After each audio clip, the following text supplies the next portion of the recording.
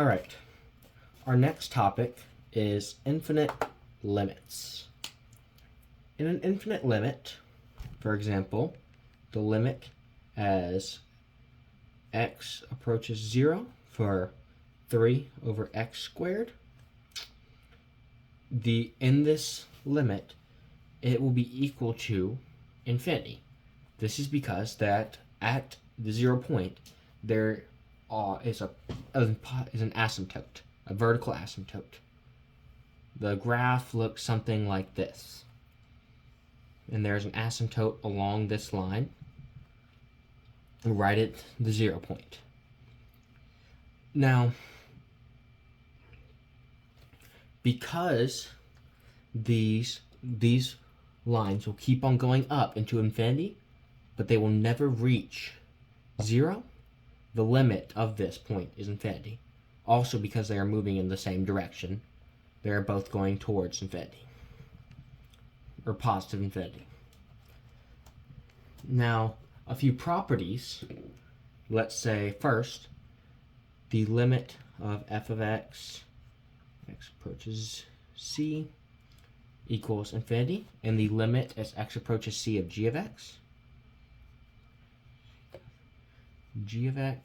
is equal to L, right?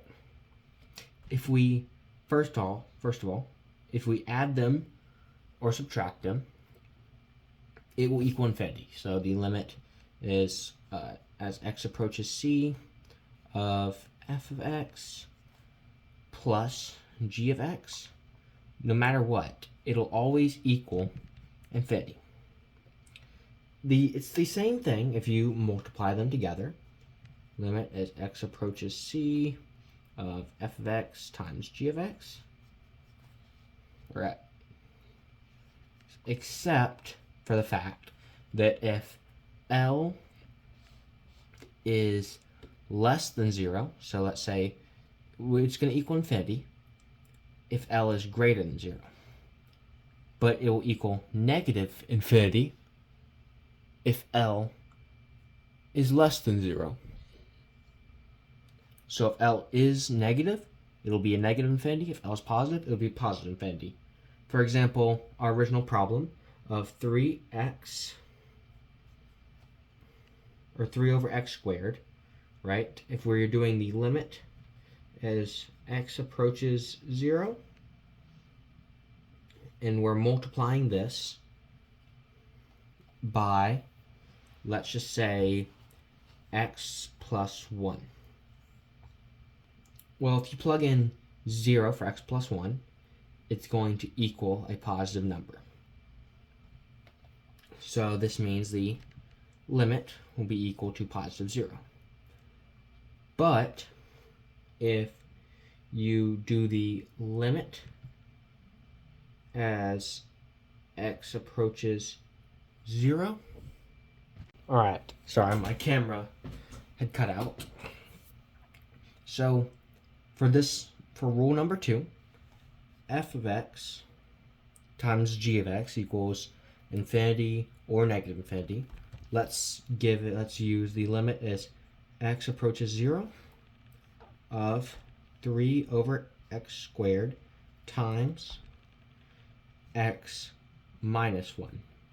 Now, in this case, if we were to plug in 0 for x minus 1, we get negative 1. Now, this would mean that L is less than 0, so our product would be negative infinity rather than positive.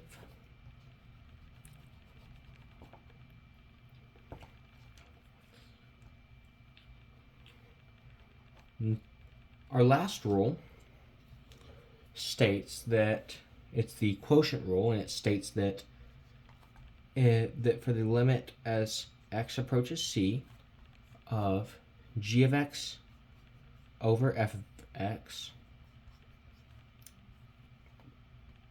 it's saying that the quotient of these two will equal 0. So if we put the limit as x approaches 0 of g of x, in this case we'll use x plus 1, over f of x, 3 over x squared, it's stating that this will always equal 0. And even if we change our numerator to maybe x plus 7 over 3 over x squared, since this f of x, the limit of this as x approaches 0 is going to equal to infinity, this will equal 0, no matter what we put in the numerator. Now,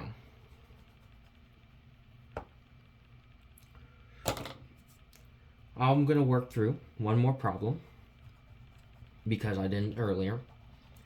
And this problem is going to revolve around our first rule, the summer difference. Essentially, like it states, the limit as x approaches 0 of 3 over x squared plus x plus 1. It states that when you add these two together, because this limit is infinity, it will equal infinity. So no matter what we put in the place of this x plus 1, you could put just a number such as 7. We could put our x minus 1. No matter what, it will equal infinity.